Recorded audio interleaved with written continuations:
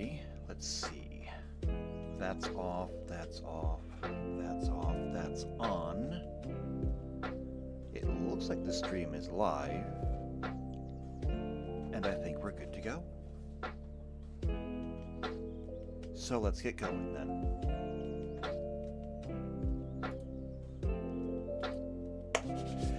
Hello! Shadowcat back! We're back with the tabletop stream. We're back to Magic the Gathering. We are not back with keyword abilities because those are done! Finally! After so very many weeks of just going through definition after definition. Granted, we had to do it. And I still haven't gone back and done the ones that we missed, things like banding and stuff, but I'll get those on my own time. We don't need to worry about that right now. We are not doing any more of those definitions. When we do get back to doing them, it's going to be for like the regular keywords, and that's a much, much shorter list. If I can actually pull that up real quick, just so I can see exactly what it is that we'll have to be doing. Let's see. Magic the Gathering. Looking up keywords. Not keyword abilities. I want just like the regular keywords.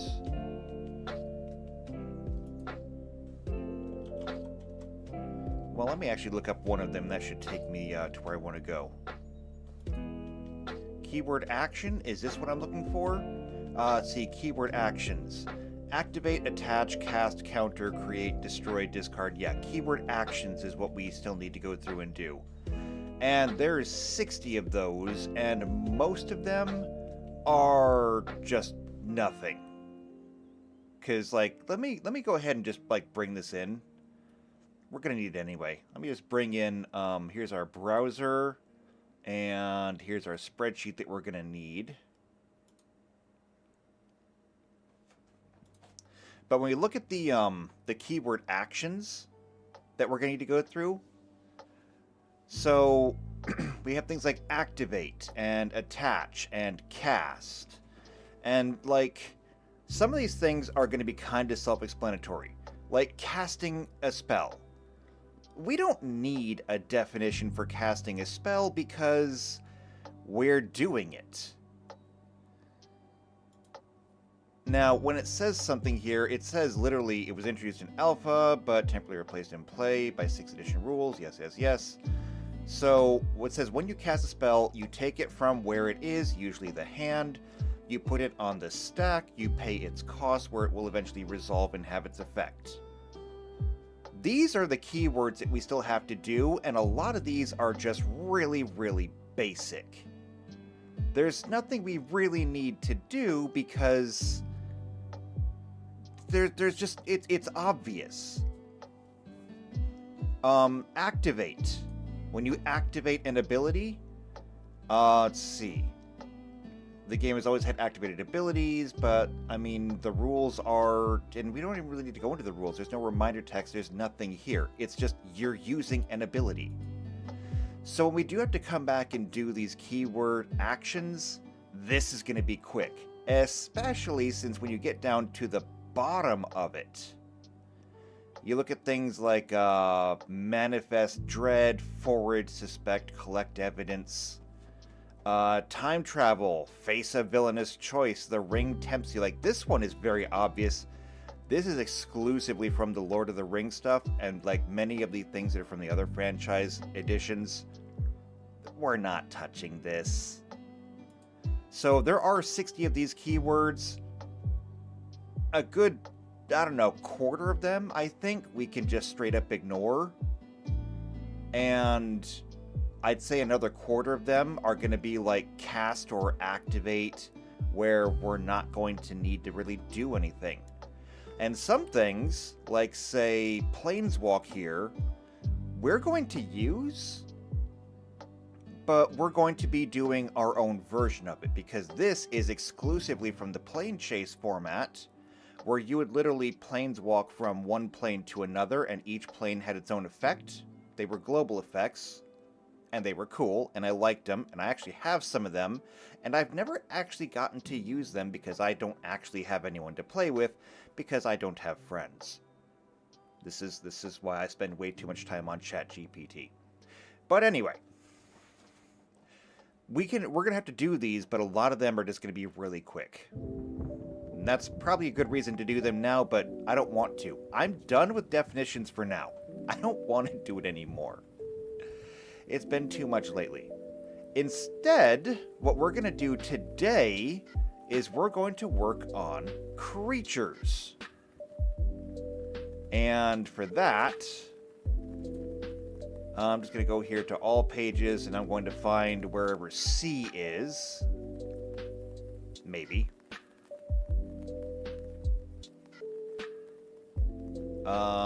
Next page.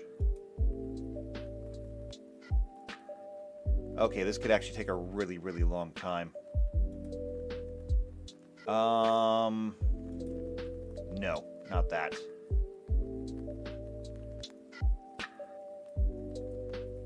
Oh wait, here we go. Card types. Creatures. That's what I wanted. I knew there was a way to navigate to it. This is what we're doing today. We're doing creatures. So creatures are permanent card types. Flavor-wise, they represent warriors, minions, beasts, and monsters that serve the player, usually by fighting on their behalf. Because almost all creatures can attack each turn to reduce an opponent's life or block opponent's attackers, creature cards are fundamental to most deck strategies. Unless you play a burn deck, in which case creatures are optional. Okay, they're not entirely optional, but like, if you're running a burn deck, and I do run a burn deck, they are a little optional. So this is what we're going to be doing. We need to convert a creature from here into something that we can use. And that means that we're going to need to make character sheets.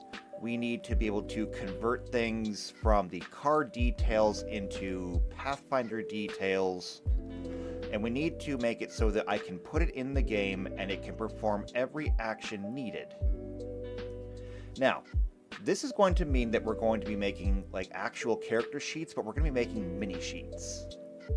Because we don't need to keep track of all of the same details. We just need to have essentially a bestiary thing. So we're going to be taking a card and collapsing this because it's enormous. I just need a monster, any monster. I'm going to take you. We need to turn a card into this. And I mean, this is all we need. Down here, we just have the explanation of what the abilities do. This stuff is not needed because this stuff is detailed on the card. This block right here, from here to here, is all we need. And you, as a planeswalker character, you'll have a collection of these. If this was like being played on an actual tabletop, what you would do is you would end up with, like, say, note cards, or like little printout sheets, where you would print out a sheet that's got like 4 of them, and you just cut the sheet into 4 pieces, and you'd have the mini sheets like that.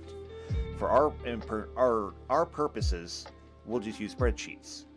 A spreadsheet template is something that, if we're playing, I can send to you, and if you have any kind of spreadsheet program, I use OpenOffice because it's free, but if you have Excel or Corel or something like that, you'd be able to use it.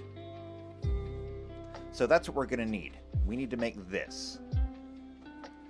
And we're going to start the same way we would start with any other creature.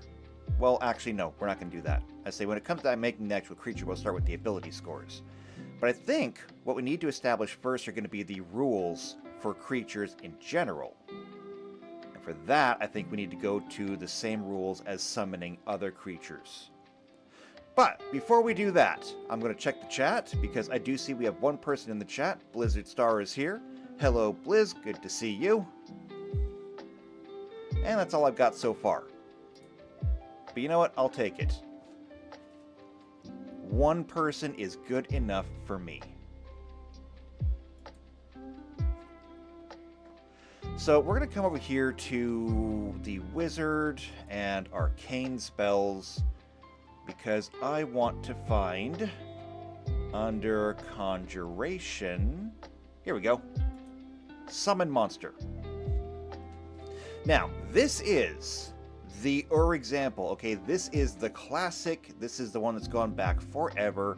This is the hi, I'm a wizard, and I just summoned, well, one of these. Because it does actually kind of restrict you into what you can summon. So if you cast Summon Monster 1, you can summon a dire rat, a dog, a dolphin. Note to self, do not summon this on land. It doesn't work well. An eagle, a fire beetle, a poisonous frog, a pony, or a viper. By the way, when they say poisonous frog, they literally mean a poisonous frog. It is tiny. Okay? It's tiny. It's very tiny. Like, how tiny do I mean? If we come into, not here, I want to go to Game Mastering, Combat, Space and Reach, just so that we know exactly what we're talking about here. Tiny is, well, okay, I guess it could be smaller. Typical height or length is 1 foot to 2 foot, so I guess we're talking about a 1 foot frog. Okay, it's not that tiny. Technically, I guess most normal frogs would be fine. Because, I mean, how often do you find a frog bigger than 6 inches? Unless you're going to, like, the Amazon, frogs are not that big. But yeah, so normally we would be summoning these creatures, but we can use a little bit of this. So the casting time for this is 1 full round. We have been using our spells as a standard action. But that's not necessarily unprecedented, because this is Summon Monster as cast by a wizard. A Planeswalker would actually fall more into the category of a summoner, and so let's go ahead and take a look at that. This is actually one of my favorite classes in the game. I have always really wanted to play a summoner. I have made one before, but I've never really gotten to play with one that much. Now, summoners are a little bit different, whereas sorcerers, wizards, anybody who can cast arcane spells can cast Summon Monster. No one does it better than a summoner. So, summoners, they do get spells. They don't get nearly as many spells, but they do get some spells.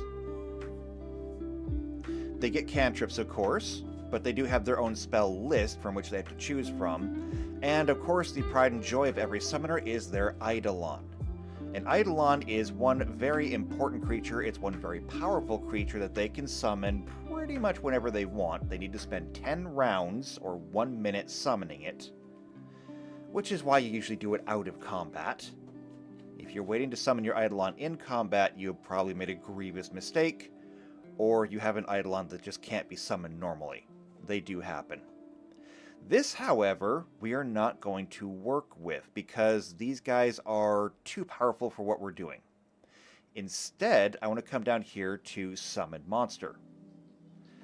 So, here, they are allowed to summon or cast Summon Monster 1 as a spell-like ability a number of times per day equal to 3 plus their Charisma modifier.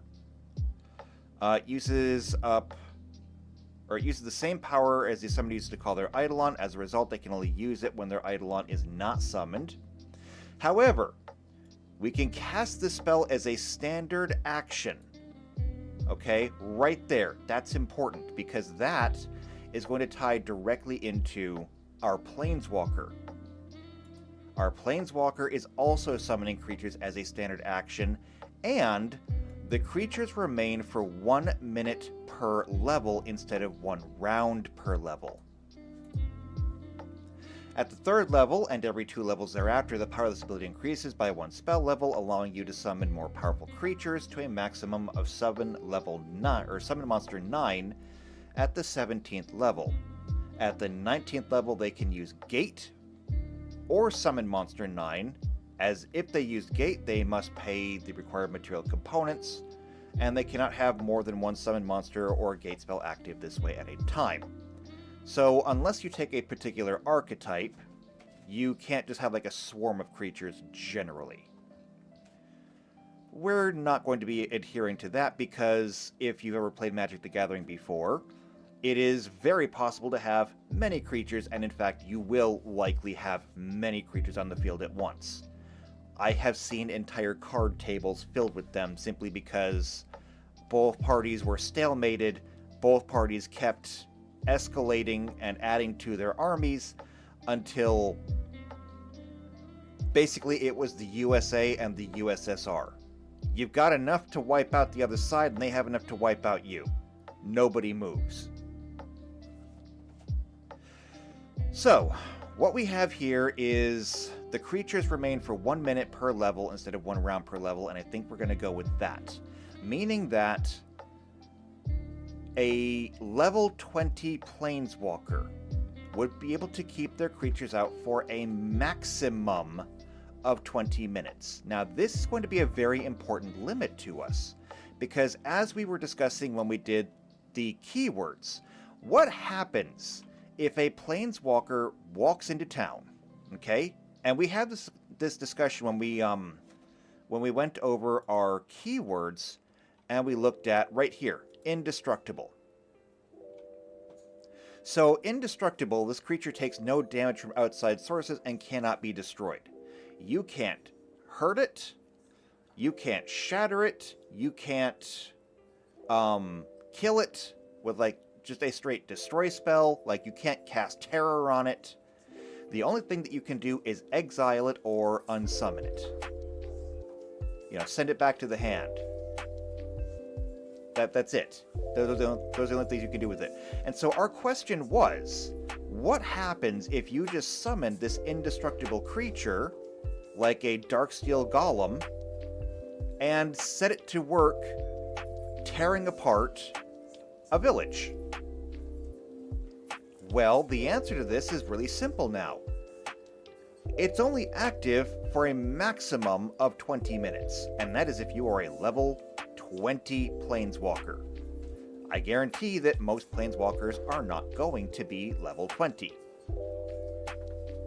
I mean, I don't know what the survival rate is for adventurers in general, but if we just assume that there are twice the number of level 19 adventurers than there are level 20, and then twice the number of 18s, twice the number of 17s, we get to a vanishing small number of level 20s. So most people will not be able to summon this creature for 20 minutes. Most people will only be able to summon it for a few minutes. How much damage can a golem do in just a couple of minutes? Well, I'm not going to say it's going to be, like, trivial, but at the same time, they're not going to be able to tear down the entire village in, like, 3 minutes. And for something like the Darksteel Golem, I wonder.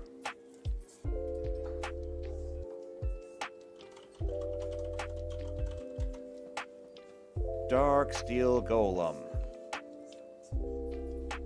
Wait, did I pick the wrong name? Oh, wait, no, it was Darksteel Colossus, wasn't it? Oh, it's Darksteel Colossus, yeah. Trample, indestructible. And, oh, by the way, it also costs 11 to play. So, you can't even summon it till you're level 11, which means that you're very, very easily within the top half of all of them and the bottom half of numbers.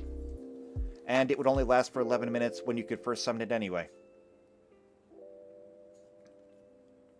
So, why don't we go ahead and start putting down some notes?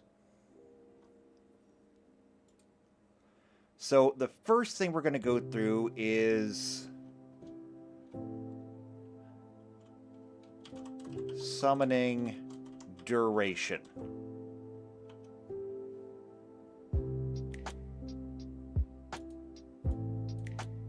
I'm going to go ahead and just come over here. Oh, actually, what I'm going to do is I'm going to right align that.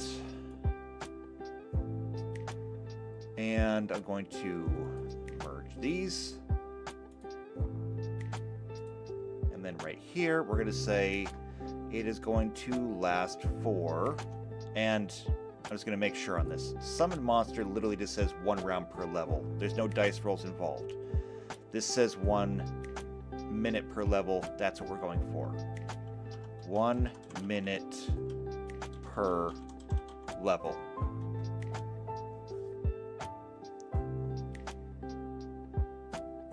Okay. We've already established that casting a spell, a summoning spell, is a standard action. It can only be done in your turn. It can be done as a standard action, so you can move and summon in the same turn. So that's nice. I probably don't need to put that in here, but I think I'm going to, just because it's good to have the rules on paper. Summoning a creature is a standard action. Also, something that I think we need to specify.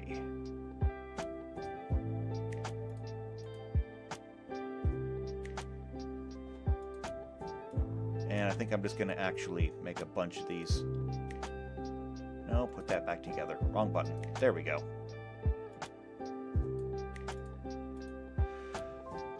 What is a creature? Now, when we come here to summon monster, and we read it, it says, this spell summons an extraplanar creature, typically an outsider, elemental, or magical beast native to another plane. It appears where you designate and acts immediately on your turn. It attacks your opponents to the best of its abilities. If you can communicate with the creature, you can direct it not to attack particular enemies, or to perform other actions. The spell conjures one of the creatures from the first level table under the summon monster list. You choose what kind of creature you want to summon, and you can choose a different one each time you cast the spell. Summon monster cannot summon or otherwise conjure another creature, nor can it use any teleportation or planar travel abilities. They cannot be summoned into an environment that will not support them. So, technically speaking, if you decide that you want to summon a dolphin, I'm supposed to tell you no. I'm not going to tell you no. I'm just going to let you be punished for your own dumb decisions. Creatures summoned using this spell cannot use any spell-like abilities that duplicate spells with expensive material components, such as Wish. When you use a summoning spell, you summon the creature with an alignment or elemental subtype. If the spell is of that type, let's see, creatures on the table summon monster marked with the asterisk are summoned with the celestial template if you are good, and the fiendish template if you are evil. If you're neutral, you can choose. Creatures with this symbol will always have an alignment that matches yours, regardless of their usual alignment. So the one thing that I want to point out here is, it says right here, this spell summons an extraplanar creature. Now, that's kind of important, and I need another copy of this. So, duplicate. Because I need to come down here to the bestiary. And why does this always come in expanded? It takes up too much space. Extraplanar, extraplanar, extraplanar. Is that not a type? Outsiders are types. Let's see, Aasimar. Okay, so I guess extraplanar isn't a type. I thought it was a type. Outsider is the type, extraplanar is just a descriptor then. So, what we need to do is we need to establish what is a creature. Because all of the spells that we play in Magic the Gathering are not like the actual creatures. It's very interesting because when you use summon monster and you summon like a dog, okay? We summon a dog, you actually get like a real dog. Now, it's an extraplanar dog, and because of that, it can be sent back. I think it says somewhere in here, because I thought it said somewhere in here about banishment. No, wait, that was over here. That was under the summoner, because if you have an Eidolon, if an Eidolon is sent back to its home plane due to death, it cannot be summoned again until the following day. An Eidolon cannot be sent back to its home plane by means of Dispel Magic, but spells such as Dismissal and Banishment work normally. And if we just look at Banishment, so a Banishment is a more powerful version of Dismissal. It enables you to force an extraplanar creature out of your home plane. Again, as we just established, all of these summoned monsters are extraplanar creatures, which means that Banishment or Dismissal can be used to remove any summoned creature. This one, of course, will remove 2 hit dice worth of creatures per caster level. So this is a level 7 wizard spell, which means you're starting off at like... Oh, what level do you get this at? I don't know. I should know, but I don't know. Either way, it's a pretty high level. You're going to be removing a lot of creature with this. Certain rare items might work twice as well as normal for the purpose of doing this, but we don't care about that. The point is that they're extraplanar, and this will remove them. However, while we can make the argument that this might work on a Planeswalker's creatures, if a Planeswalker was to use the spell, say, Unsummon, on a normal creature, we've already talked about this, it just wouldn't work. You can't walk up to like a random peasant, cast Unsummon on them, and have them just disappear. It doesn't work that way. So, what we need to do is... maybe we do treat them as extraplanar. I was going to make them their own specific creature type, like an outsider. But I can still do that. As we just established, extraplanar just means extraplanar. You can have an extraplanar animal, you can have extraplanar fae, extraplanar outsiders. They can be extraplanar. So...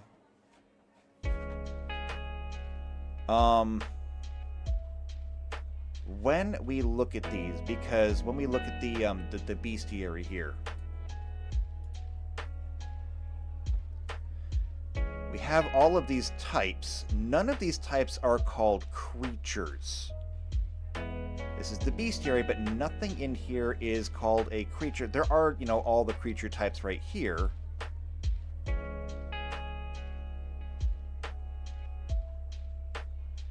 I think that what I need to do is specifically call them something so that they fit into a category like this. And I wonder if it's actually written into here. Do I have lore, or is this literally just rules?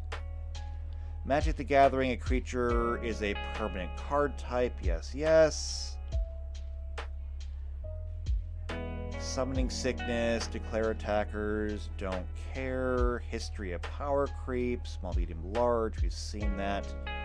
No, they don't seem to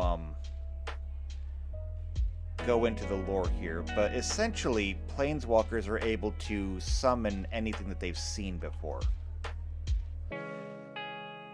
And they're not the actual creatures, so here's what we're gonna do. I'm going to say that creatures belong to the category of echo. Because that's what they are. They are echoes of anything that you have seen. So, just like we have over here in the bestiary, animals, constructs, dragons, fae, they are going to be... actually, creatures belong to the type. I'm going to put this to the type echo. And this is going to make them their own thing. And we're going to need to look into what does that mean for an echo. For example, when we come down here to the rules for monsters, we're going to see that every single monster has its own specific modifications. We have a grid here that is going to give us kind of the overview, but we'll look into this more specifically. But the one that I like to pick on the most is constructs. It doesn't list anything here, but what's important about constructs is when we look into what they are and what that means. So it says right here, construct size and bonus hit points. We don't care about that right now. A construct is an animated object or artificially created creature. Constructs have the following features, and this is something that we need to copy. Constructs have a D10 hit dice. They have a base attack bonus equal to the total hit dice. So if it has 5 hit dice, it has a +5 base attack. Basically, it's just 1 base attack per level. They have no good saving throws. They do get skill points equal to 2 plus their intelligence modifier per hit die. So just like you level up and you get skill points, so do the creatures. However, most constructs are mindless and gain no skill points or feats. Constructs do not have any class skills, regardless of their intelligence scores. So, under traits. See, this is just their features. These are traits. They do not have a constitution score. Any DCs or statistics that rely on a constitution score to treat the construct as having treat this words, I can use them. Any statistics that rely on a constitution score treat the construct as having a score of 10. No bonuses, no penalties. They all have low light vision. They all have dark vision. They are immune to all mind-affecting effects, which are charms, compulsions, morale effects, patterns, and phantasms, because they don't have a mind. They are immune to bleeding, disease, death, necromancy effects, paralysis, poison, sleep, and stunning. Why? Because it's a chair. Just because it was animated and it's walking around the room, it is still just a chair. They cannot heal damage on their own, but they can often be repaired via exposure to certain kinds of effects. See the creature's description for detail, or through the use of a craft construct feat. They can also be healed through spells such as Make Whole, unless it has fast healing, which then it still benefits from. They are not subject to ability damage, ability drain, fatigue, exhaustion, energy drain, or non-lethal damage. They are immune to any effect that requires a fortitude save. This means that, number one, they cannot die from massive damage. If you throw a golem off a cliff and it survives, sorry, that they do not take any extra damage from, or they do not have to save versus massive damage. You cannot coup de grace one. Again, it's a chair. How do you coup de grace a chair? So they are not at risk of death from massive damage, which I just talked about. They are immediately destroyed when they're reduced to hit point or 0 hit points or less, which might not make sense if you're not familiar with Pathfinder. But in Pathfinder, if your character is reduced to 0, you are unconscious, but you are not dead. Actually, no, I take it back. If you're reduced to 0 hit points, you're actually still conscious. You're staggered, so you can only take 1 action per turn. If you're reduced to -1 hit points, you're dying. And then you get the opportunity to make a constitution save to stabilize. And every time you fail, you lose a hit point. This is your bleed out. You don't actually die until you hit a negative hit point equal to your negative constitution score. So if you have a constitution score of 16, you're not dead until you hit -16 HP. Higher constitution, longer bleed out. It makes sense. It's a good system.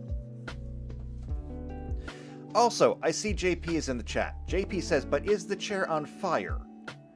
The answer to that is no, unless somebody decided to set the chair on fire. Please stop burning down my games. Okay? please stop. I don't want to have to go back to making my games fireproof, but I will if I have to. A construct cannot be raised and cannot be resurrected because there's no soul. Obviously, it's a construct. A construct is hard to destroy and gains bonus hit points based on size. We saw that above. They are proficient with natural weapons only, unless it is generally humanoid in form, in which case it can be proficient with any weapon mentioned in its entry. They are not proficient with armor, and importantly, they do not breathe, eat, or sleep. This is important for a reason.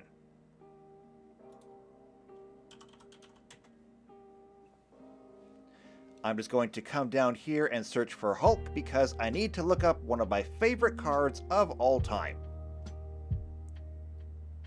There he is. See, when I first started playing, this was a badass card. This was a badass card. Now, it's so hilariously underpowered. However, I still love it. Now, this one has the flavor text that says they are convenient in having no souls, but less so in having no spirit. But I need an alternate version. Is there a way for me to find other versions? 8th edition? Ah, here we go. This is the one that I wanted. This is the Phyrexian Hulk. It doesn't think, it doesn't feel, it doesn't laugh or cry. All it does from dusk till dawn, it is make the soldiers die. This is the card that I fell in love with. And this is a construct. In every way, shape, and form. They don't breathe, they don't eat, they don't sleep, they don't think, they don't do anything except exactly what they're told to. So we have to make this for our creatures. And that's going to be a little on the difficult side because, as you can see by this chart up here, depending on what it is, they have different hit dice.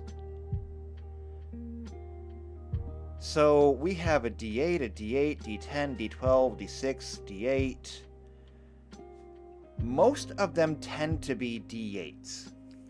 And so I'm inclined to go with that. It is pretty common for most monsters in general to have D8s.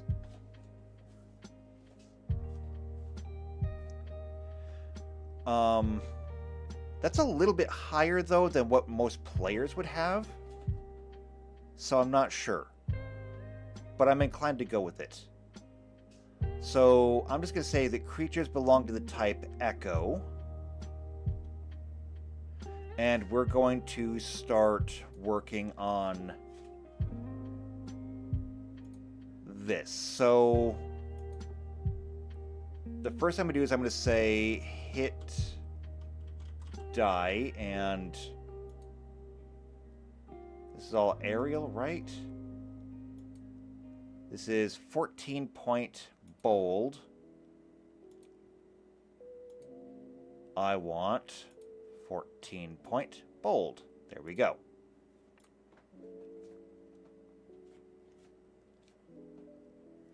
Okay. Also, I see that JP is in here, and JP is just going nuts on me. Let's see. JP says, is a construct a monster?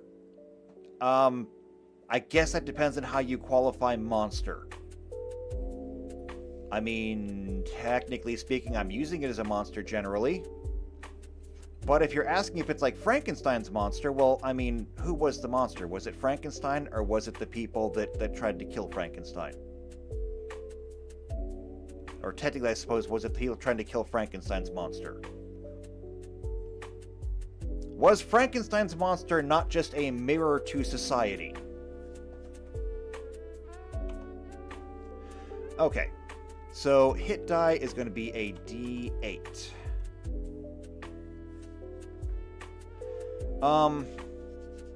One of the things that we need to take into consideration is how many D8s. are we going to be giving them? Because if a planeswalker is able to just summon a whole bunch of creatures and they have d8s equal to the summoner's level, that could be very overwhelming very quickly, because we need to picture, like, let's take a level 10, okay, perfectly middle of the road, a level 10 planeswalker. If we come over here to look at a level 10 planeswalker, that's going to be right here. At level 10, they will have 30 spells per day.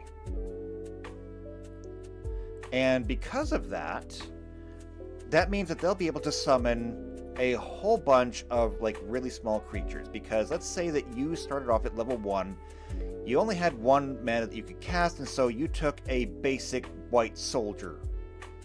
Okay, let me see if I can find one of those. I'm just going to type in here, soldier.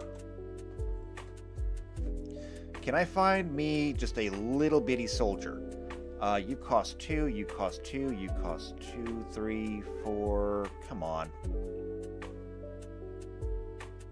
Here we go.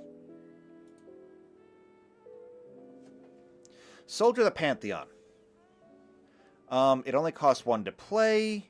It has protection from multicolored. Whenever an opponent casts a multicolored spell, you gain 1 life.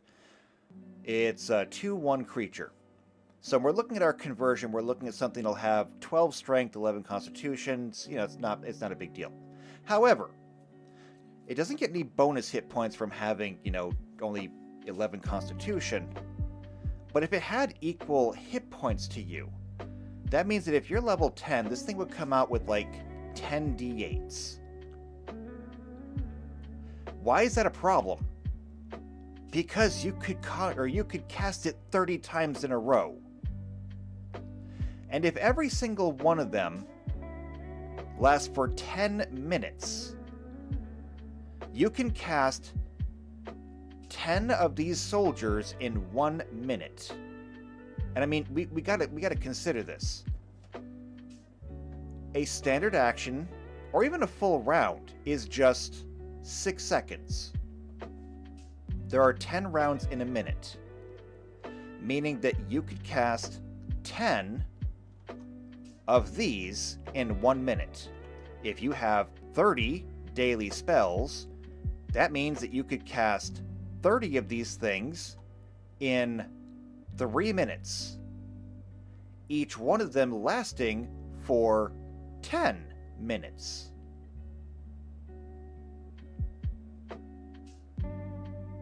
Now, remember what I said about, you know, we don't need to worry too much, I don't think, about the Darksteel Colossus, because it's only going to last for 11 minutes, and how much damage can it do in 11 minutes? Well, that may be true, but if you're casting an army of them, then that's going to be a bit of a problem. And not to downplay it, the Darksteel Colossus is still going to be a massive problem for us, which is why pretty much no one's going to get it. However, if we were to give all of these creatures 10 d8 hit points, this thing would cap out at 80. It would probably average about 40, give or take. Well, actually, no, because the minimum they could get would be 10. That's if they rolled a 1 and everything.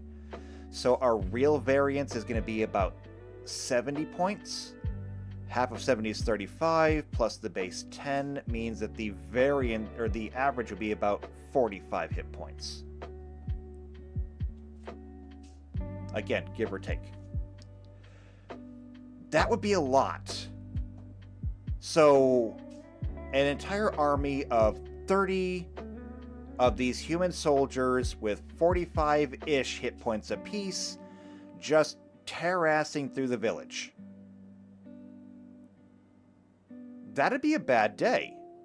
And it really does actually kind of lend to the general power of the Planeswalkers, because this is going to be kind of similar to the Psychers when we did the Warhammer 40k module. The idea behind the Psychers and the power system that we made there is because Psychers are supposed to be obscenely powerful. People in 40k are terrified of Psychers, and with good reason. Planeswalkers are kinda similar. I mean, in general, when you see a Planeswalker, they are this obscenely powerful person. They are capable of doing things that no one else can. If I come in here and I look at this, I just type in wizard. There's an apprentice wizard, there's Baron the Master Wizard, there's a coastal wizard, there's the Curse of Wizardry, Urtel, Wizard Adept. Wizards exist, okay? And I play Pathfinder, I play a wizard. I am a wizard, okay? Planeswalkers can literally summon and command wizards. They are, quite literally, by definition, a step above. And so, being able to walk into a village and summon an entire army of soldiers in literally 3 minutes. It does need to be balanced.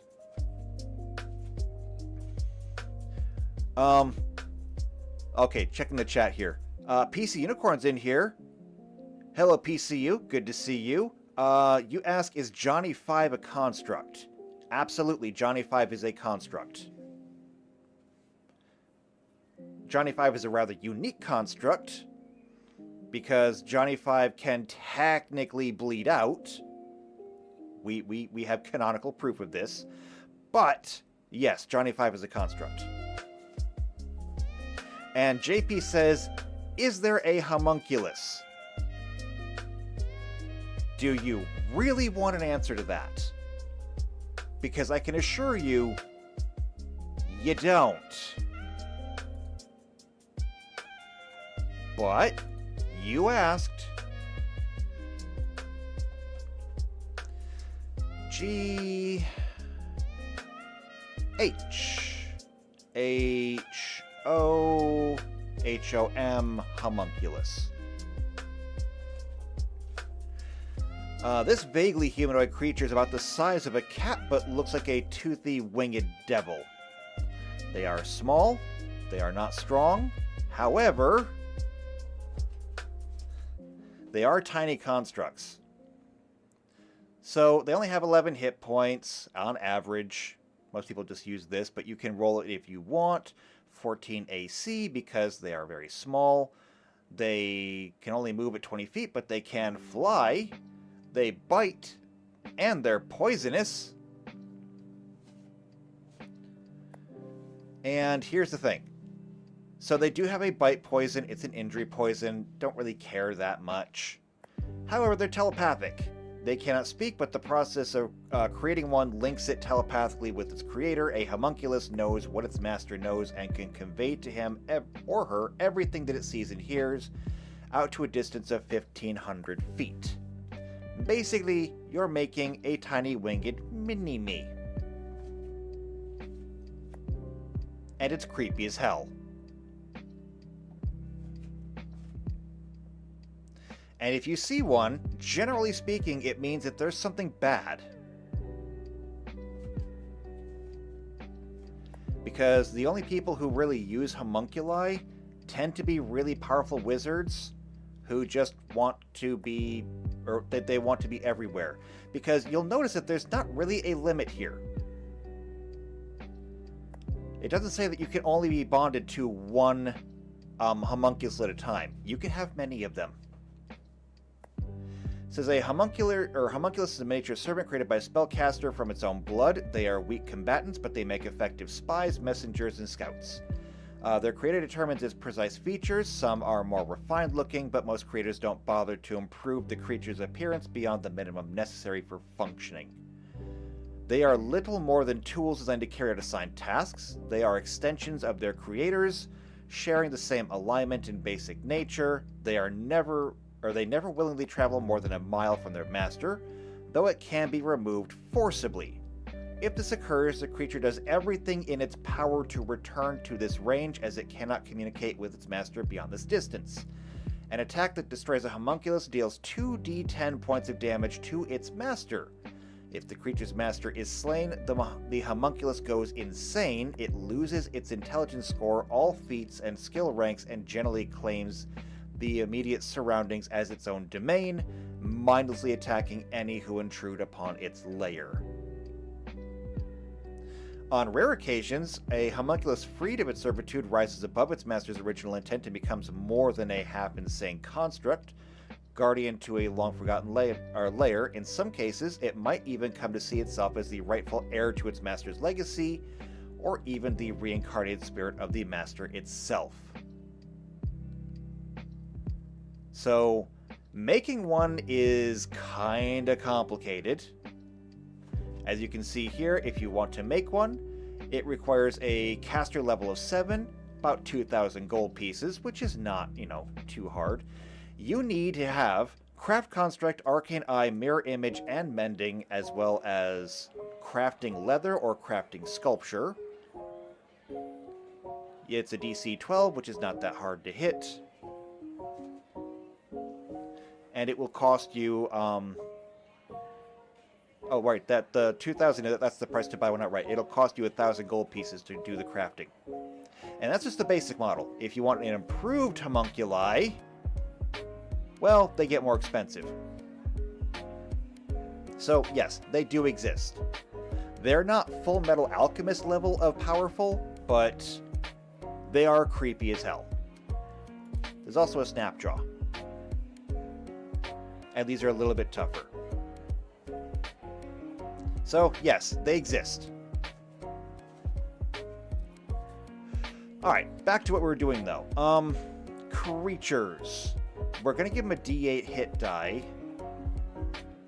However, I think that I'm going to have it. Very similar to how the Summoner...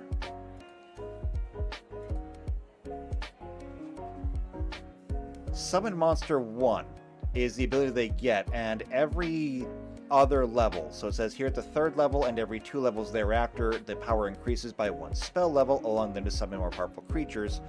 I think that what I'm going to do is that the number of hit dice that a Planeswalker's creatures are going to get is going to be equal to half of the Planeswalker's level, to a minimum of 1. So the hit die is going to be 1d8 for every 2 levels. Oh, wait, hold on. Minimum 1.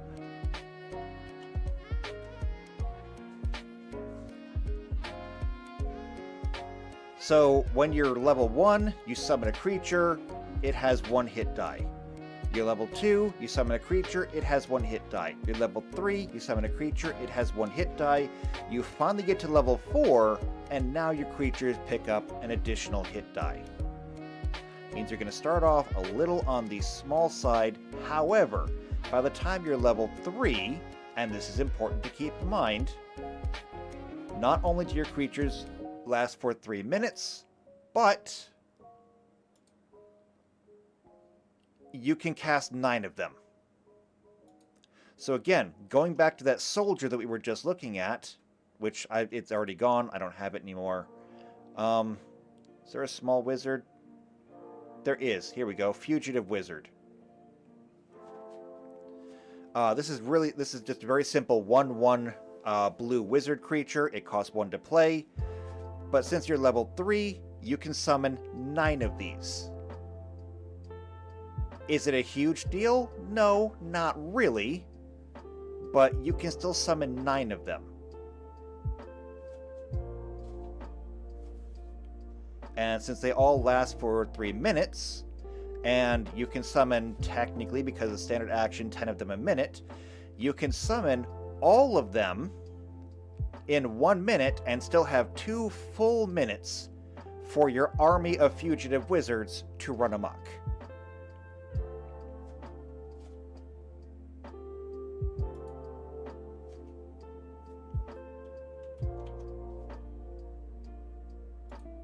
So I think that'll be good. It's going to be 1 hit die for every 2 levels. Okay, what else do we need? Let's see. Rules for monsters need to come down here. Base attack bonuses. To keep things very, very simple,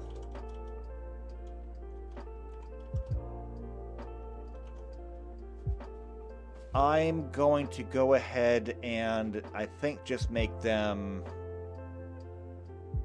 fast. So it'll be equal to their hit dice. After all, creatures will almost be exclusively summoned for combat. I do say almost because there is going to be room for, you know, some creatures will have different abilities. For example, if you've got like a big flying bird, you could always grab or summon it so you could maybe fly somewhere.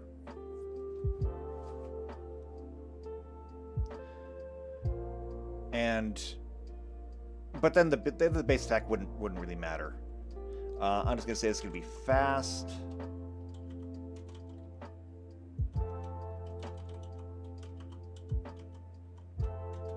And that'll be equal to hit dice. JP says, if you start at level 1 with 1 HP and then get 1 HP every 2 levels earned, wouldn't it decrease at levels 3, 5, 7, etc.? Well, sorta, kinda. Except they're not starting at 1 hit point, they're starting at 1 hit die.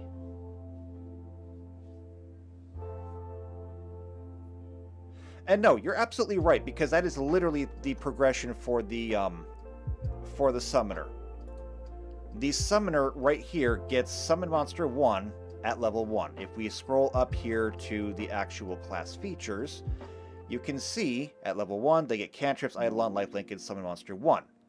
At level 3, it's Summon Monster 2. At level 5, it's 3. 7 is 4, and so on. And that's essentially what we're mimicking here.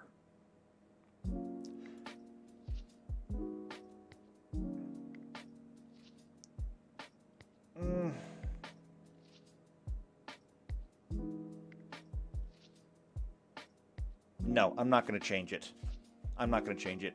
Part of the reason why I'm not going to change is because I would have to write out more, and I don't want to have to write out more. I want to try and keep it as concise as possible. Also, because this actually gives us a better threshold.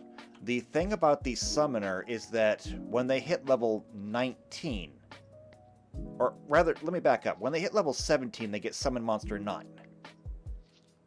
However, they've got another level after that, which is where they get Gate. And Gate is a summoning spell, but it's a different kind of summoning spell. And so they get that instead. However, there's nothing they get summoning-wise at level 20. They get the Twin Eidolon instead. I think there's an alternate capstone they can get as well, but, I mean... yeah, there's an alternative capstone.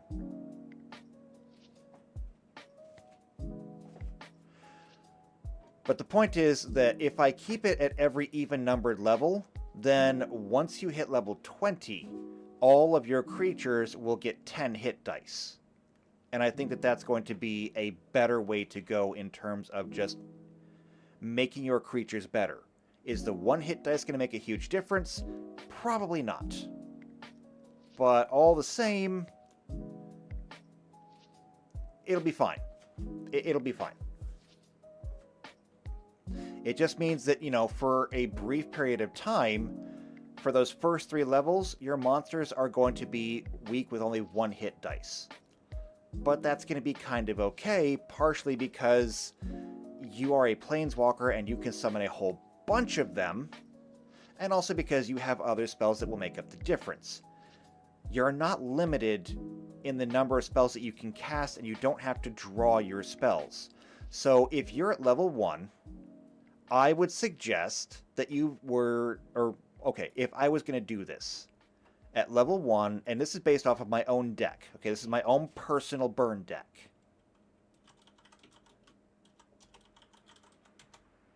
And I'm just going to look over here real quick because I believe you get 2. Yes, spells known, 2 at level 1. You get 2. There's a Raging Goblin. This is not my Raging Goblin. Mine looks different. Let's see, where's my Raging Goblin? 10th edition. Ah, here we go, 8th edition. There's my guy. And his giant axe.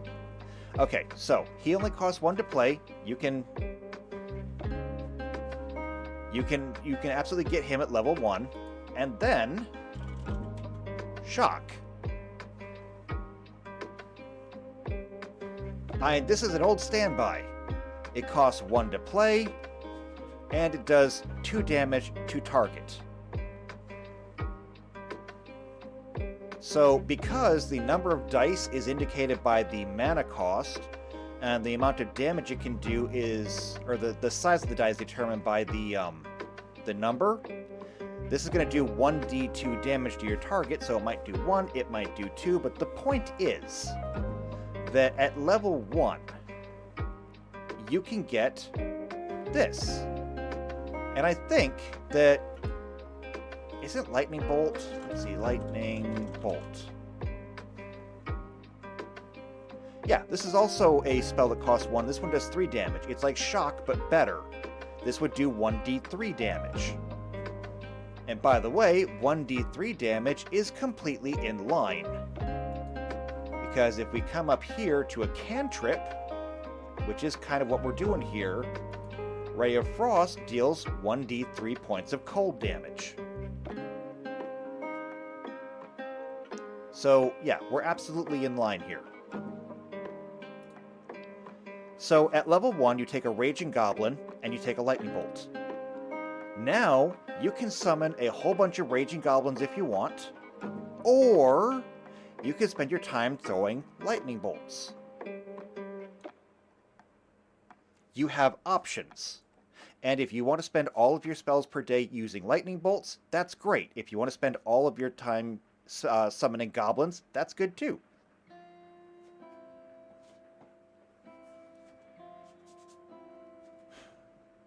So it should balance itself out, at least as far as I can tell.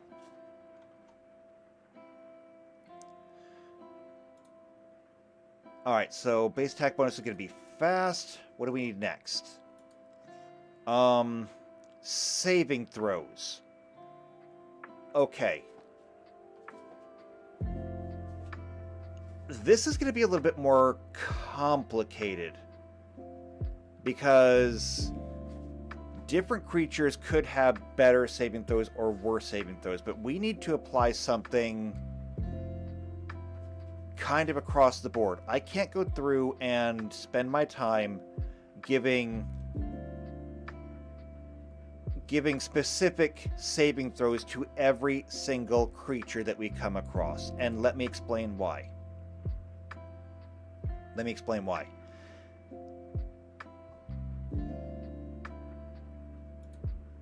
We're going to come to creatures here.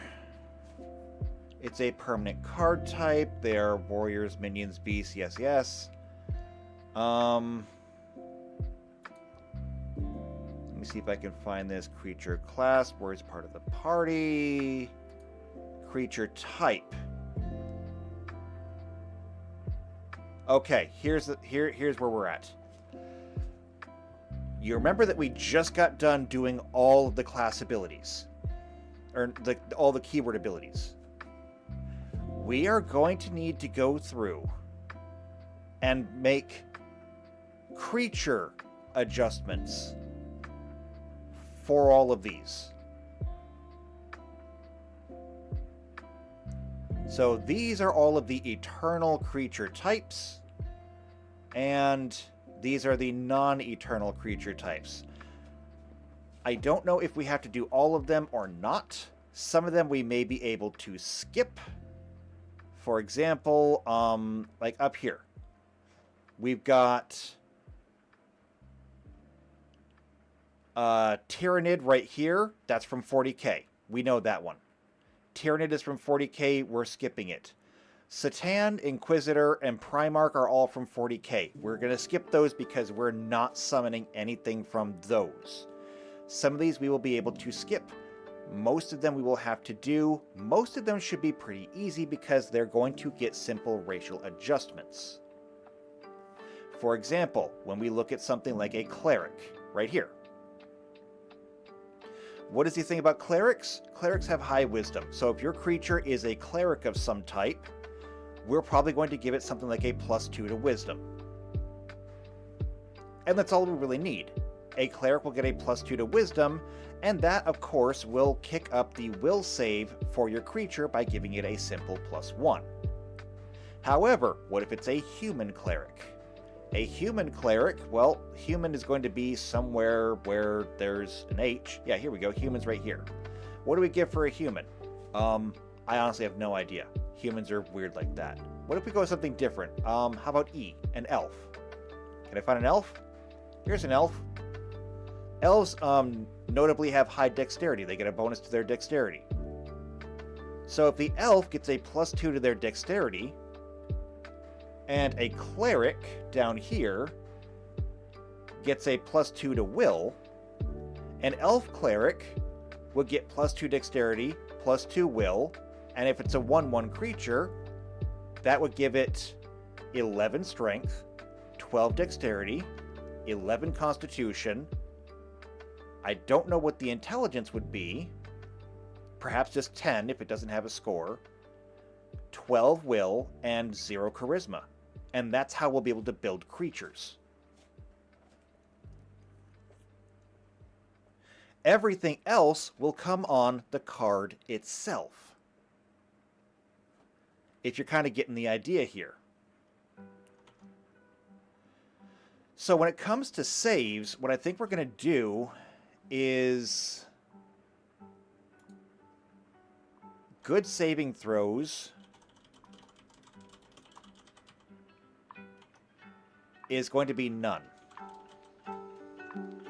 Because it's going to be entirely dependent on the creature.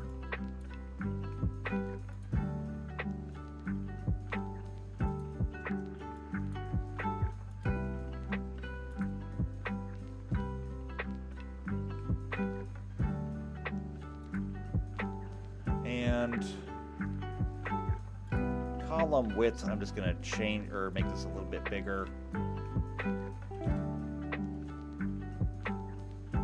Not big enough. No, it doesn't matter.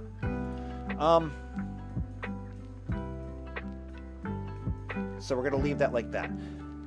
It's also going to help balance things. The fact is that most of the creatures that are summoned in Magic the Gathering are treated like trash, because they essentially are. Sometimes they are just weak little creatures like my Raging Goblins who literally only exist to block, or you might summon a bunch of tokens which are there to serve as blockers or to serve as an overwhelming force, but essentially they are just trash. They're there to serve their purpose. You don't care if they live or die, you just care that they serve their purpose. These creatures not having any good saving throws fits that. If you wanted to protect your creature, you can add the spells to your repertoire to do that. But that'll be your choice. The creatures on their own are not going to have great saves in general. It'll be tied directly to their abilities, and so the smarter they are, the more nimble they are, it'll be fine. And PC Unicorn says, can't be that smart. You always hear about clerical errors. Boo!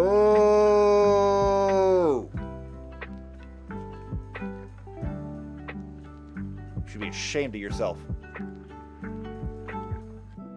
Okay, skill ranks. Here's the thing, we're not going to be getting into a lot of these, so I am inclined to go with the construct method and just say 2 plus your intelligence modifier per hit dice, and class skills is going to be none. So I'm going to go ahead and copy this.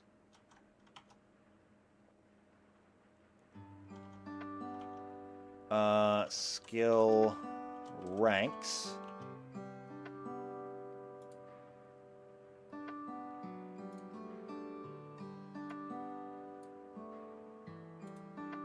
Where did my stuff go? Okay. Hit dice. Skill ranks. Okay. I'm going to paste this in. We're going to default format that. And then I'm going to format painter it. There we go. And class skills are going to be none as well. Again, the creatures that we have are way too varied. We have access to soldiers, rangers, wizards. We have lions and tigers and bears. And we have multiple varieties of each one of them. Trying to assign class skills to the Echo type in general is impossible. And since they can't be good at everything, that means they're going to have to be good at nothing. So they're not going to have any class skills, they're not going to get any bonuses. The skill points they have will be directly linked to however many points they have in that ability. And we can always determine what that's going to be.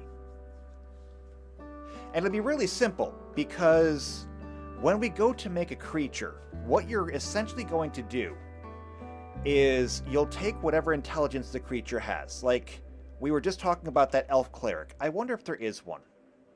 I'm gonna look it up.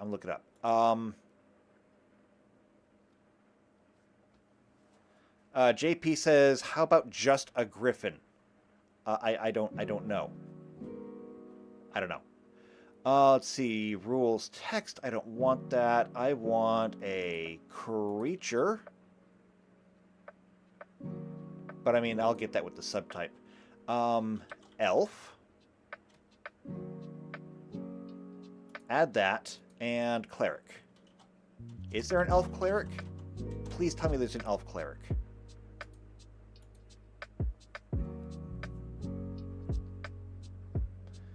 The Conclave Guildmage? I found one! That was easy. Okay, here we go. This is perfect. The Conclave Guildmage is an elf cleric. It costs green-white to play. It's a 2/2 creature. This is great. So what we're going to do here is we're going to say that the Conclave Guildmage, when you summon this thing, it's a 2/2, which means that it's going to have 12 strength. Because of the elf, it gets 12 dexterity. Because it's a 2/2, it's got 12 constitution. Because the cleric doesn't necessarily get an intelligence score, 10 intelligence, 12 wisdom, 10 constitution. Or not constitution, 10 charisma. That means that when we go to assign skill points for this thing, it'll get 2 plus its intelligence modifier per hit dice. At level 1, that means that it just gets 2. Now, how are we going to do this? Are we going to go back here to skills? And are we going to write out literally all of these skills right here and just pick the 2 of them? No, we're not. On our miniature character sheet that we're going to draw up, we're just going to put a space at like the bottom for skills. And for every skill point that you have, you'll just pick 1. And so for our elf cleric here, what will we give it? I don't know. It's a cleric, so we'll pick heal, because why not? We'll pick heal and spellcraft. We'll pick heal and spellcraft. And so those will be the 2 skills that your Conclave Guildmage will have. And then every time it gets another hit dice, you'll just add more ranks to heal and spellcraft. It'll be super simple. won't need to sit there every level and ask yourself, well, where am I going to put them in? No. That'll be the number of skills, or the number of skills you're allowed to pick, and those skills will just get better.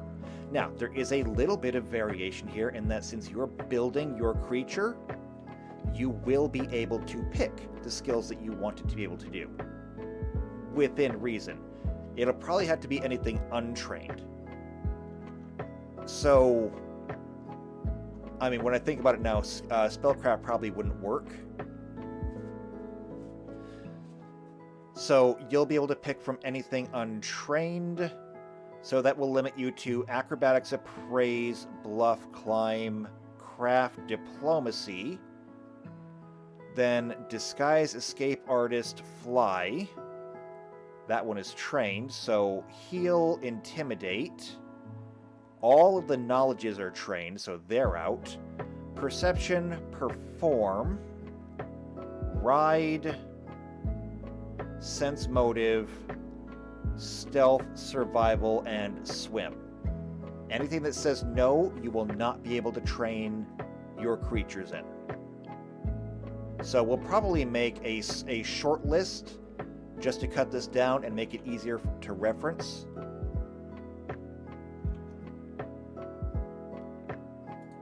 And that should be fine. All right, so that'll take care of your creature statistics. Now, we have to get into traits.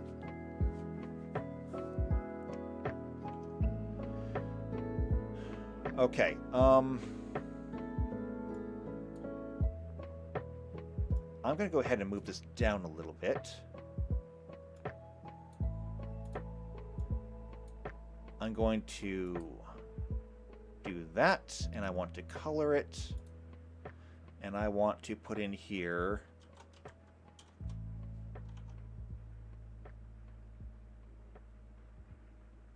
yeah. This is going to be Echo type statistics.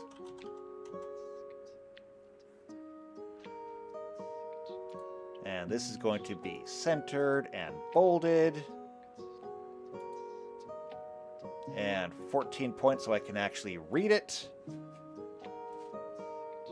And there we go. So that's going to be the Echo type statistics. And then down here, we're going to go to Echo type traits.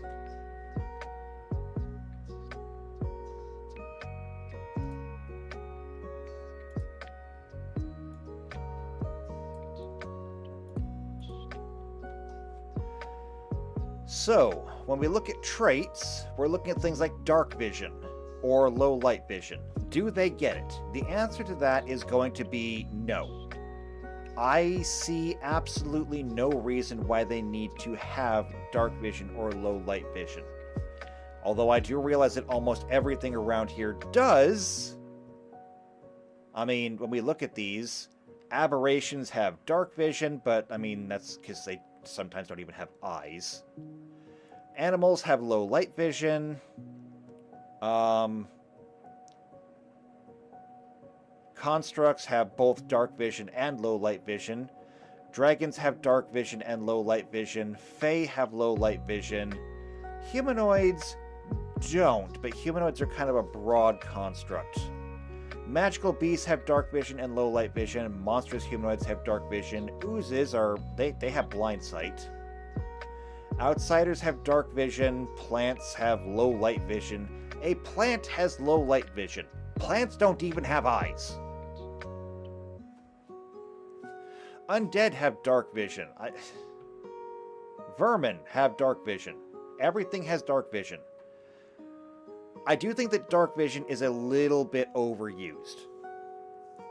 I mean, every player wants to have dark vision, and for a good reason. Anybody who has played in our Star Trek game that we're running, which, by the way, if you want to join the Star Trek game that we're playing, join the Discord, go to the Behind the Screen channel, and let me know that you want to play. And if you don't want to play Star Trek, go to the Behind the Screen channel anyway, join the Discord, and let me know what you do want to play. We have several games already lined up. I just need people to play them. But anybody who has been in the Star Trek game knows that being in a dark area and relying on a little flashlight to see by sucks. It really does. It sucks. Nobody likes that. However, that's one of the challenges that you have as a player. And it also determines what your priorities are. When you're leveling up, do you want to put points into something that will let you see better? Or would you rather get a fancy new combat feat that will let you do more damage in combat? Would you like to pick up a different spell? Where do your priorities lie? So I do think that dark vision and low light vision are overused. I think that it should be a choice. So I'm not inclined to give any creatures that you're summoning dark vision. Intelligence scores.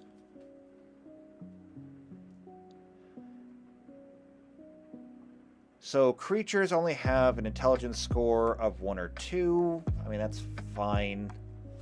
Low light visions, immunities. So this is going to get a little bit interesting. When you use summon monster and you summon, say, a dog, if that dog is injured, it is a real dog. You have literally pulled it from somewhere else to where you are.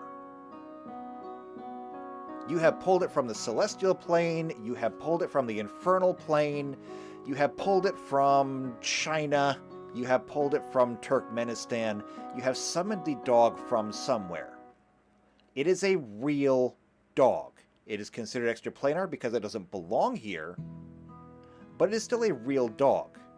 You could technically eat it. However, when the summoning spell disappears, so do all parts of it.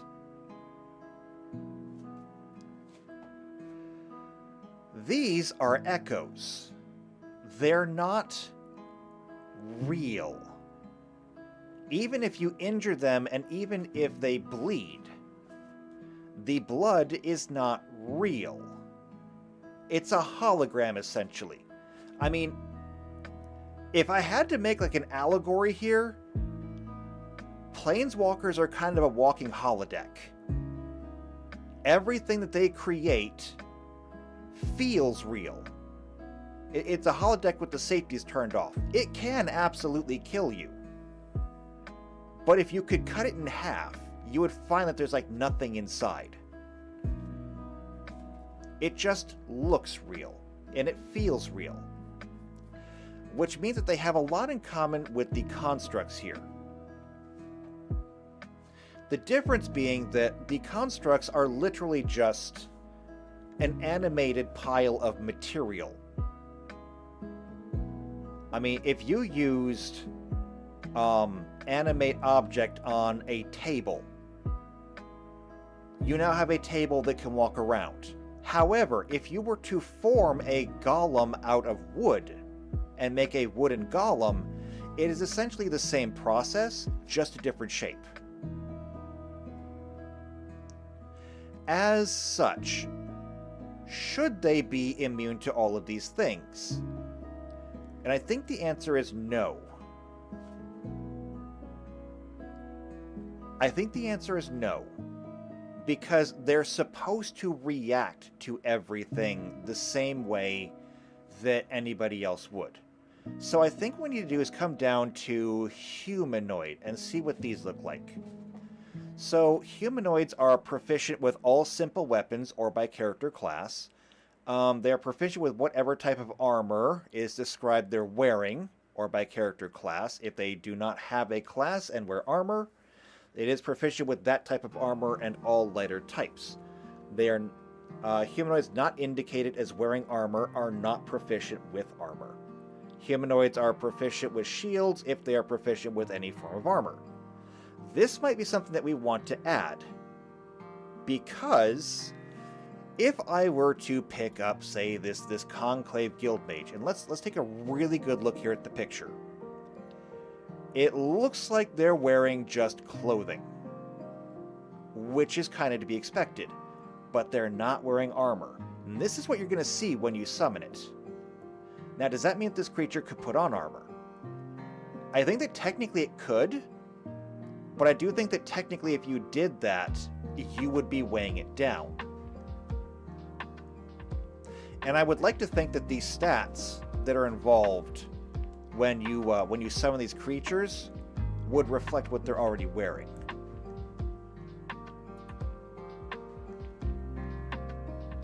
The Phyrexian Hulk here is not wearing armor. It's a construct. You couldn't put armor on it even if you wanted to. But if I look into other Hulks, we got a Protean Hulk here. You're not putting armor on that thing. You're just not. There's no armor that's going to fit on this thing. So, what I think we're going to have to do here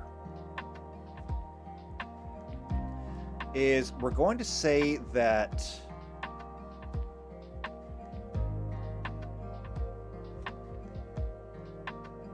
for Echo type traits,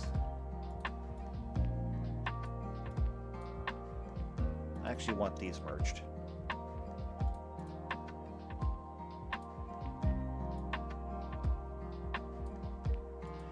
First things first, they, see, Echoes are extra planar.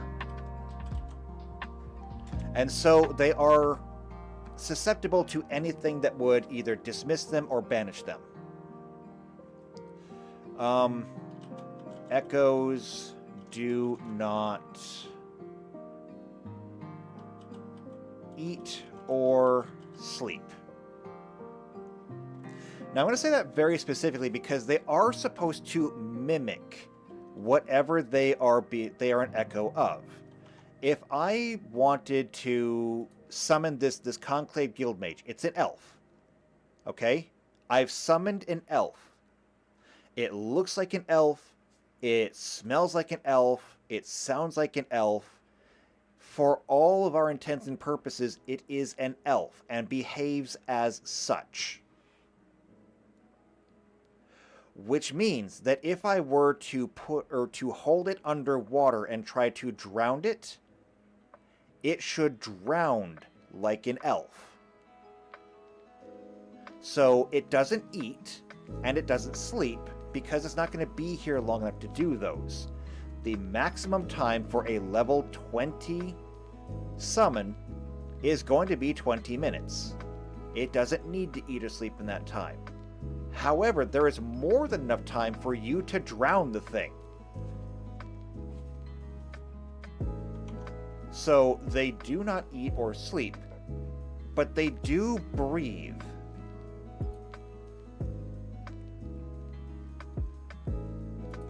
I'm going to put in here, eat, drink, or sleep.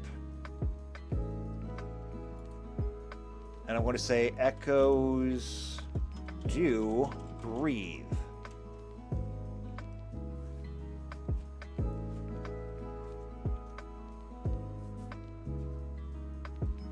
So we got that much. Proficiencies. I'm going to go ahead and say echoes cannot wear armor.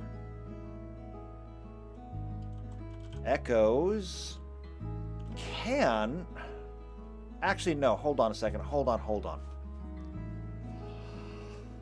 Cannot wear armor. That is not true.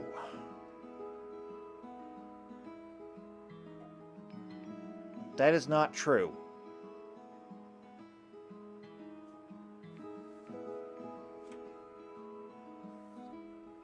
Oh, actually, this is a bit of a problem.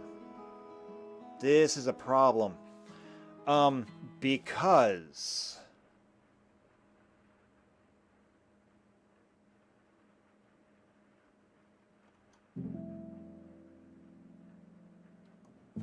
Okay. I see where I've screwed up here. First off, problem. there are something in here called food tokens. What do they do? Mechanics, keyword actions, ability words, turn structure, card types, spells, abilities, and effects. Where do I find tokens?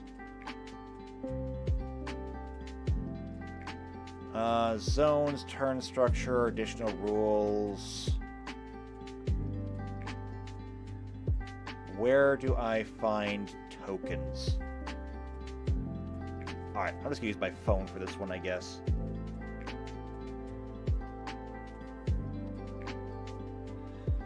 Magic the Gathering food token.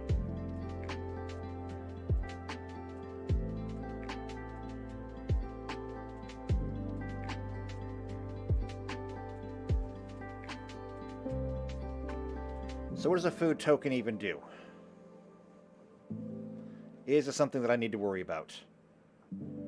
Okay, a food token is tap 2 or pay 2 mana, tap, sacrifice this artifact, you gain 3 life.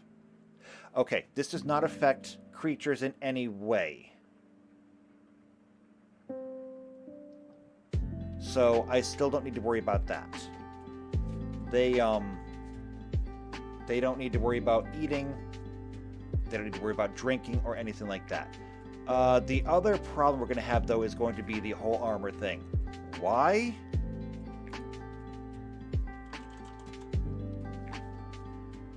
Because we have equipment.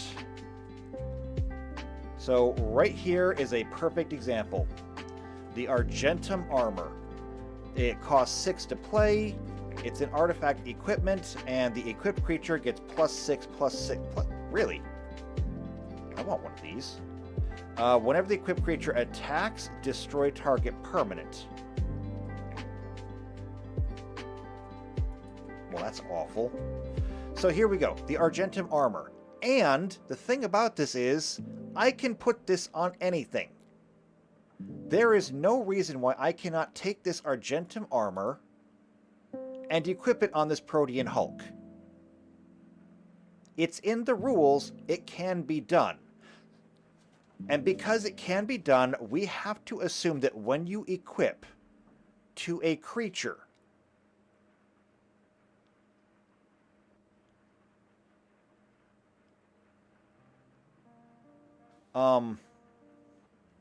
it will adjust itself. So what we need to do is it's not that echoes cannot wear armor. It's that the echoes can only use summoned equipment.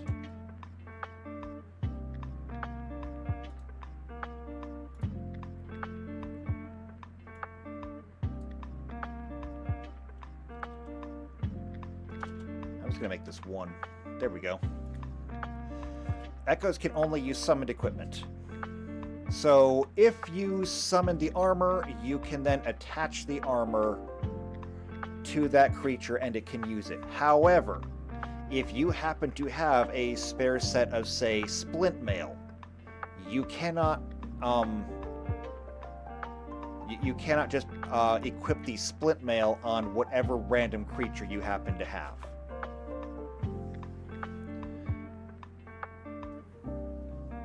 And we can always tweak this if we need to.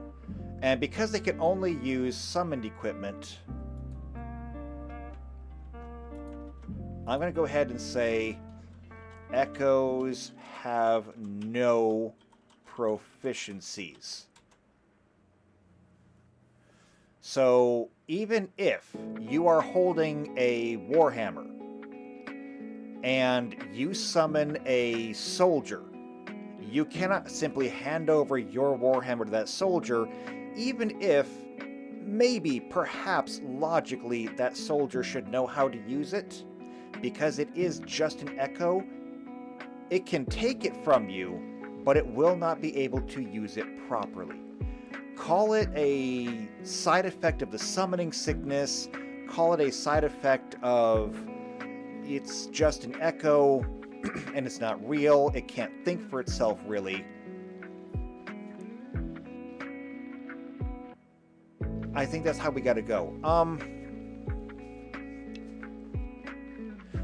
That is something that we haven't considered yet, is the fact that these echoes, because they are not real, they are literally just an extension of the Planewalker. So when we're thinking about the intelligence of, the intelligence of these things, it might be important to think about it being limited by the intelligence of the person who summoned it. Should they share the Planeswalker's intelligence? I don't think so. I don't think so because, well, for one, I was going to, similar to how clerics get a +2 to their wisdom, I was going to have wizards get a +2 to their intelligence.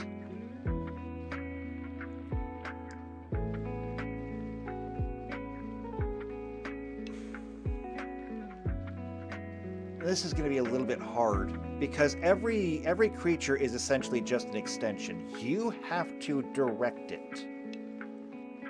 When you're playing the card game on the tabletop, you are the one who declares your attackers. Your creatures do not get a say in the matter. If you say that a raging goblin is attacking, it's attacking.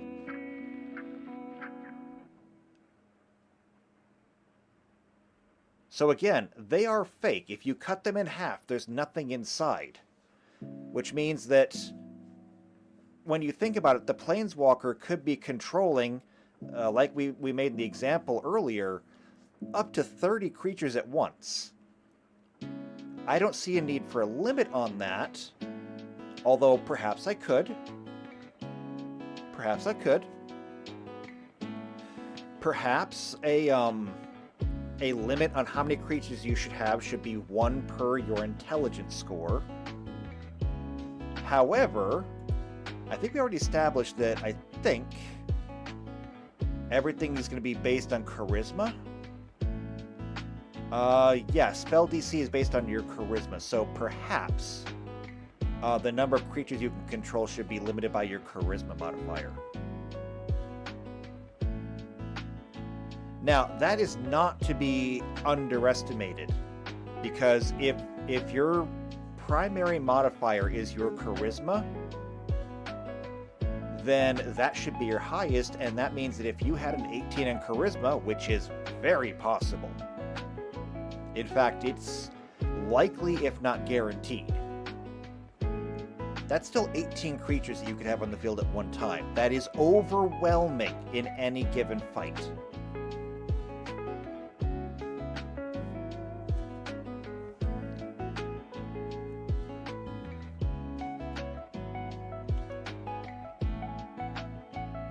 And if it is intelligence, then yeah, I don't think I'm going to replace the intelligence. There is one meta point that I can bring up, and that is, and I stress this when I'm talking to people, because I do try to teach people how to play their characters. I'm not always successful, but I do try. And one of the things that I specify to people is that your character can never be smarter than you are. Now, it is true that if we look on paper, we can say that my character, because, you know, like I play a wizard, okay? I can not pull up my wizard stat sheet, I don't think. Well, actually, no, I actually kind of can. Hold on a second. Maybe I can do this. Maybe I can do this.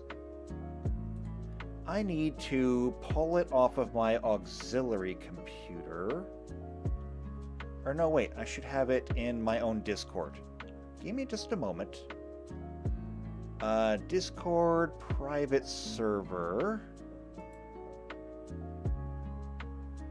Ah, here we go. Yeah. I want to open. Perfect.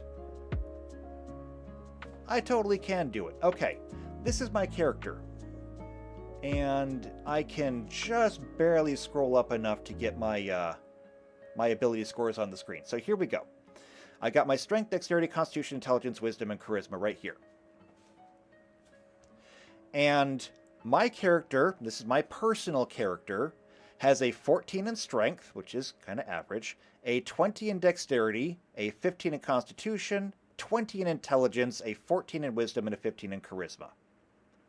I can guarantee that these stats do not reflect me at all. I do not have a 20 in my own personal Dexterity. Okay? This is not happening. 14 in Strength, actually, what is that? What does a 14 in Strength even look like? I'm gonna come over here to these the basic ability scores. So for Strength, 14, a light load. This is what you can carry with like no exhaustion at all. Is 58 or up to 58 pounds. Yeah, I can do that. I mean, hell, that's just a large bag of dog food. I've been doing that forever. Maximum load, 175. I don't know. I've never tried to lift that much weight before. I don't think that I could, but I might be able to at least move it. So, I would say probably not. I'm probably not even a Strength 14. I'm probably somewhere in the area of maybe just a Strength 10. I'd say that's probably where I am. Dexterity of 20. If we look at this, graceful, able to flow from one action to another easily. I'm not clumsy, but I don't think I'm quite graceful. My Constitution is actually really high. Nothing really kills me.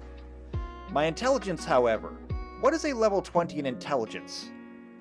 Highly knowledgeable, probably the smartest person that many people know. That's debatable depending on who you ask. I am not a dumb person. I am actually a very smart person, and I could possibly be the smartest person that some people know. But I can't back that up. I do know that the modifier for a 20 is a +5. And if you look up here at notes for intelligence, the number of bonus languages your character knows at the start of the game, these are in addition to any starting racial languages plus common. Okay, that means that my character knows common. In addition to common, they also know catfolk, because I am a catfolk. And then I know 5 more languages on top of that. Okay, in real life, I don't even know a second language. I live in the United States. I used to live in Texas. And my Spanish never got up to a conversational level. I struggled with basic communication in Spanish. So it doesn't really matter how smart my character is, because your character can never be smarter than you are. It also means that you can make a character who is a tactical genius. But if you yourself are not a tactical genius, your character can never be. As such, it doesn't really matter if we're applying your Planeswalker's intelligence to your creatures, or if your creatures are having their own intelligence score. Because they can never be smarter than you are. And I think that we can just let these things be independent. Let the wizard echoes have their +2 to intelligence. The only thing it's really going to do is give them more skills that they can be skilled in.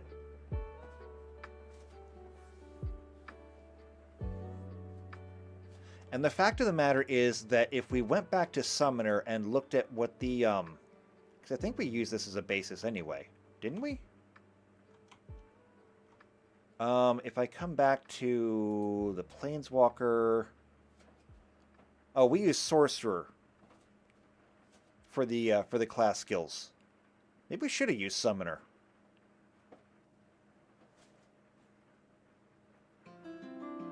Maybe we should have used Summoner, actually.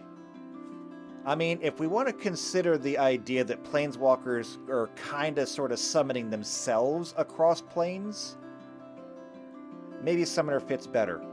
And if we look at the class skills for the Summoner, they have Craft, Fly, Handle Animal, Knowledge, all of them. Linguistics, Profession, Spellcraft, they do have that one, and use Magic Device. We could have it so that creatures have to pick from your class skills, or we can have them use the untrained class skills. That's actually a really interesting thought. Let me know what you think about that in the comments.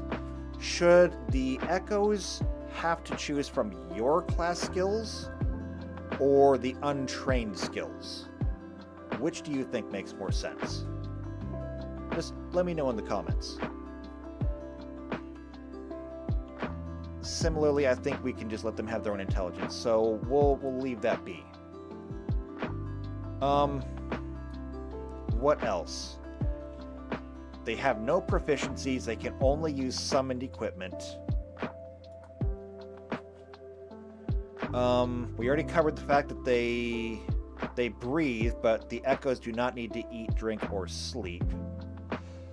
What do we have under animals? Because a lot of the things that we're summoning are going to be animals.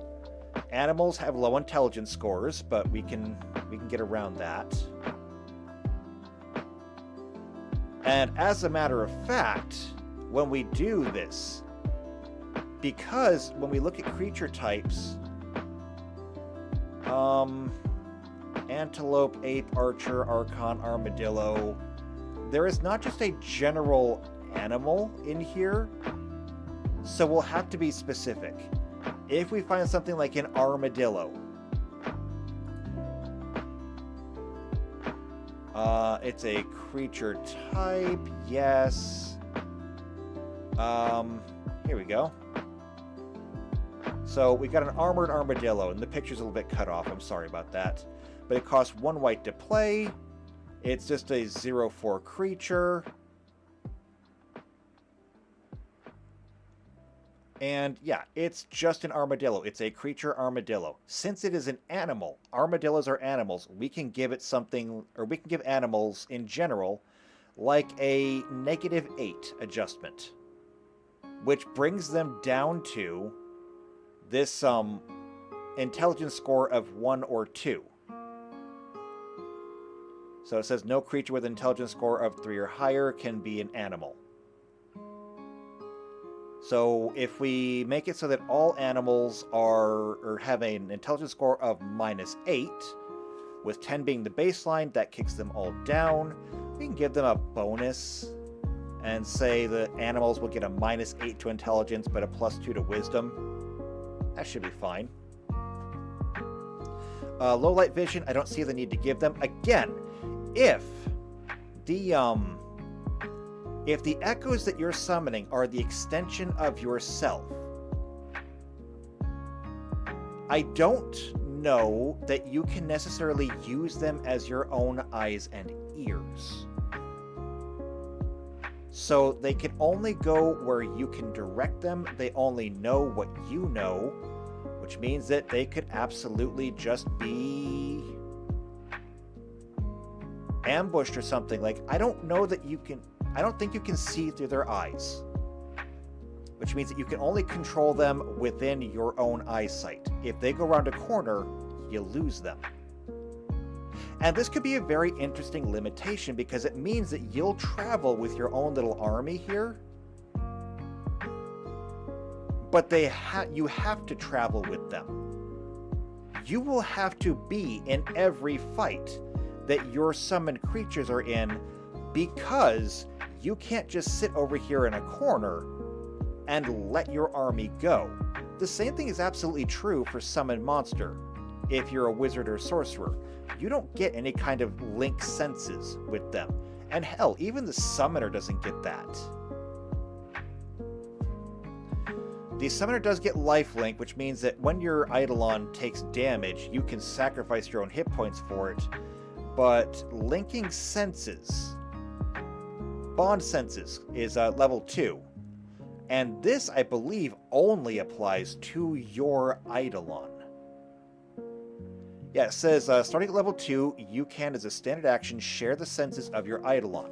Hearing, seeing, smelling, tasting, and touching everything the Eidolon does. You can do it for a number of rounds per day equal to your summoner level. There's no range, but the Eidolon and summoner must be on the same plane. You can end it as a free action, but this only applies to your Eidolon. It does not apply to any creatures that you're summoning.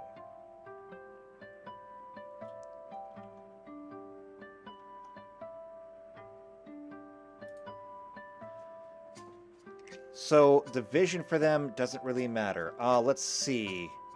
Alignment is always neutral.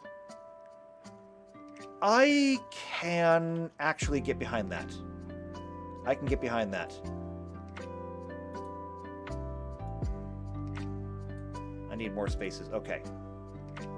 So the alignment is always neutral. And it's always neutral because, again, there's nothing in there.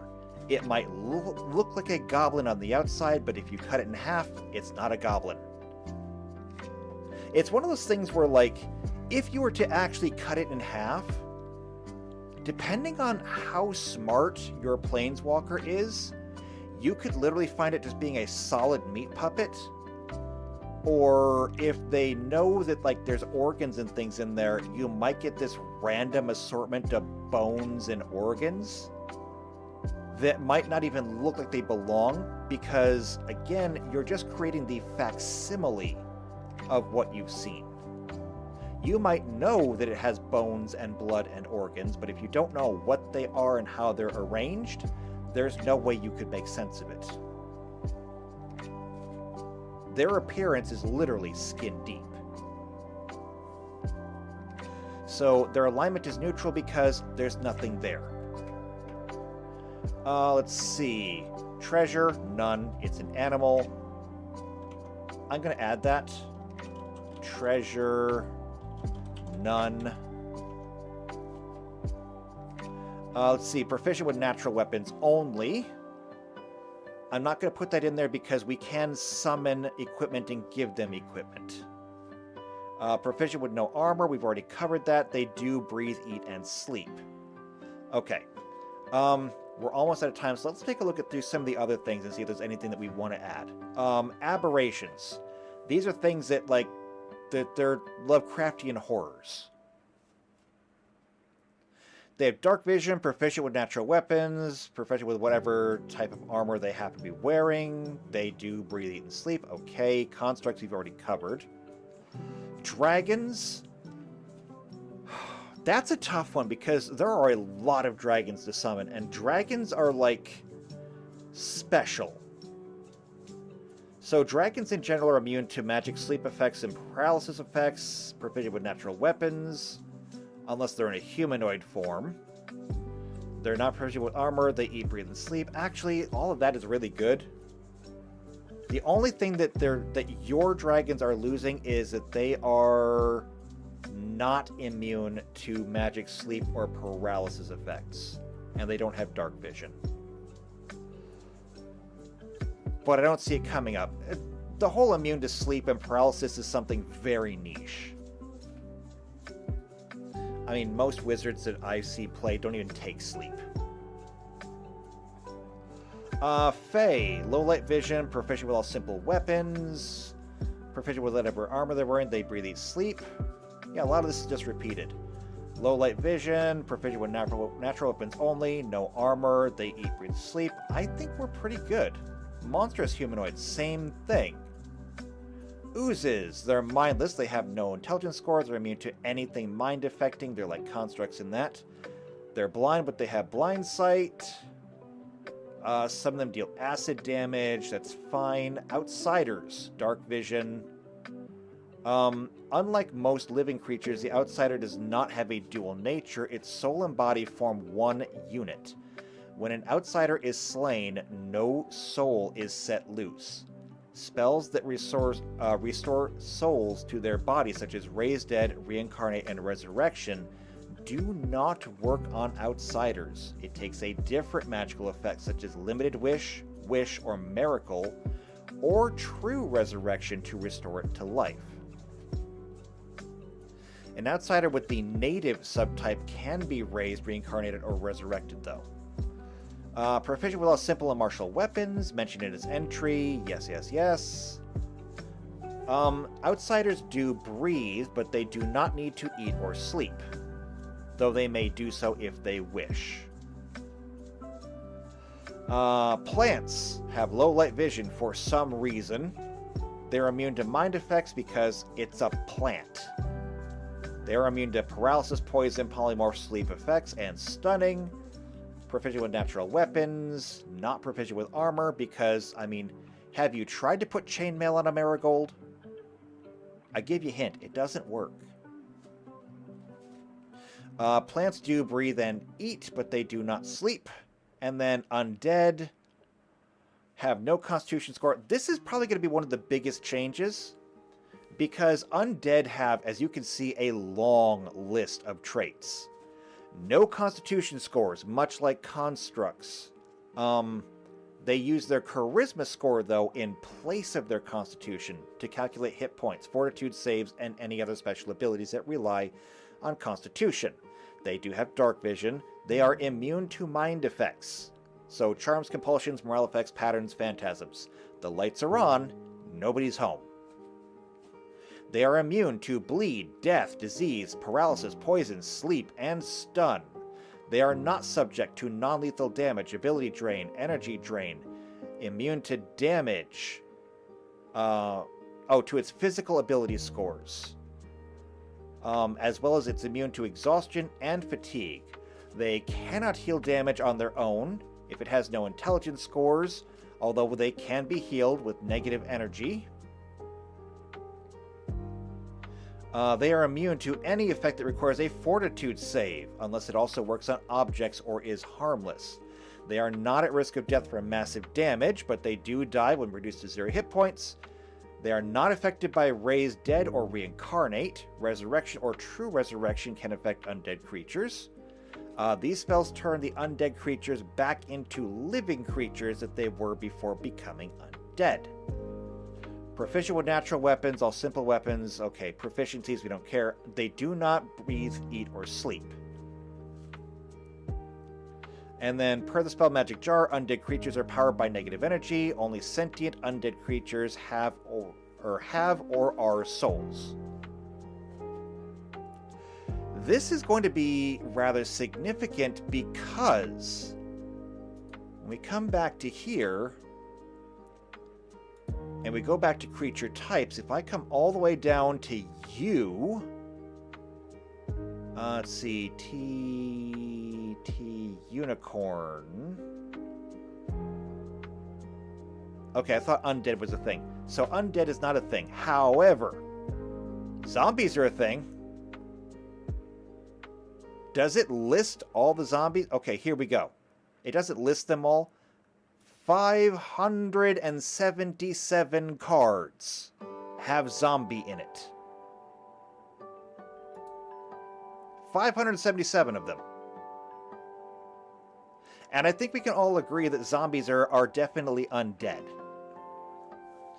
Technically speaking, every single zombie card should have all of these traits. But because they are only echoes, they will not have all of these traits, meaning that the zombies that you're summoning will not be immune to all mind effects. They will not be immune to all bleed, death, disease, paralysis, poison, etc. They will not be immune to any effect that has a fortitude save. So zombies that you summon will actually be just a little bit nerfed. Now, is that a good thing or a bad thing? I think it's kind of a neutral thing. These are things that don't usually come up. I mean, if you're facing off against a zombie, no one usually says, oh, I think I'm going to try and mind control it. No, you just kill the thing. Not a big deal. So your zombies will be more vulnerable. But again, it's just a niche case that might come up. It also might not. It's hard to say. So I think we can skip that. There's also vermin. They're mindless. Ours are technically mindless, but...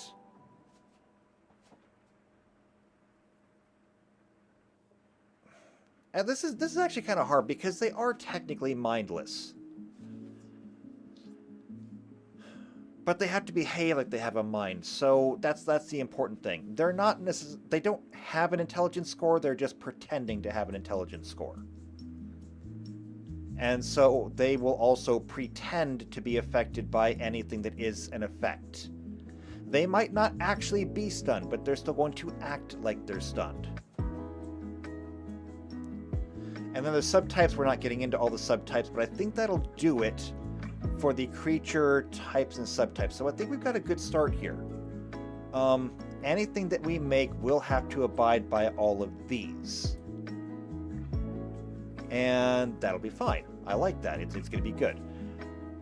What I think we need to do now is start working on that character sheet. We need to build up a sheet so that we can start applying these things. And so, looking back at... no, not this. I just need to find a creature.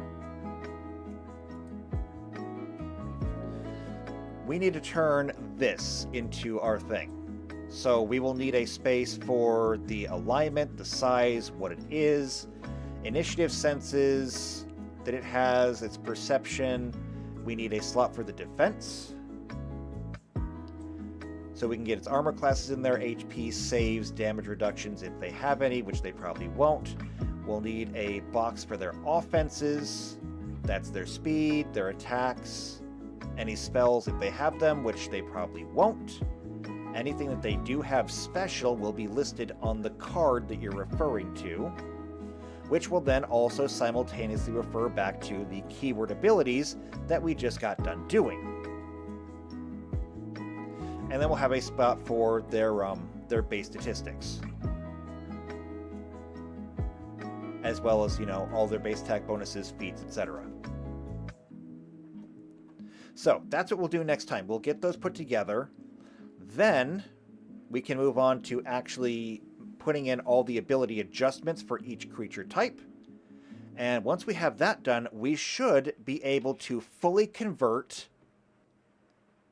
this into an actual character sheet. Not nearly this big, but you get the idea. So that'll be for next time. And so for right now, we're going to go ahead and we're going to take a break here. I want to thank everybody for coming out. Anyone who did come out, just, great to see you all back out here. I'm looking forward to this. It's nice to be doing something different besides just all the keyword definitions. We still have more of those to do, but we'll get to those later. They'll be relatively short. So in the meantime, if you want to see more stuff like this, then go ahead and subscribe to the channel. Hit the bell icon. That way you get notified whenever these videos come out.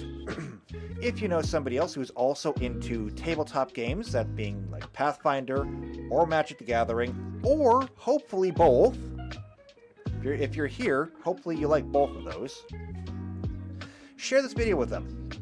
If you can get them interested, maybe they'll even come back and join us. If you like what you're seeing here, go ahead and leave a like on the video. I like likes. I want you to like me.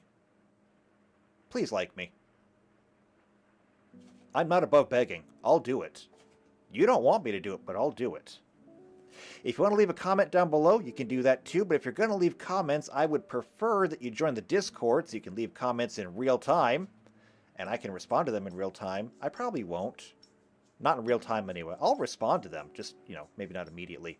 But I do want you to join the Discord, and I do want you to go to the Behind the Screen channel so that you can join us in our games. Come to the Behind the Screen channel, let me know what game you want to play, what your availability is, and we'll move on from there. So, I hope I'll see you in the Discord. I hope I'll see you next week. I hope you'll have a good day. And until I see you next time, take care.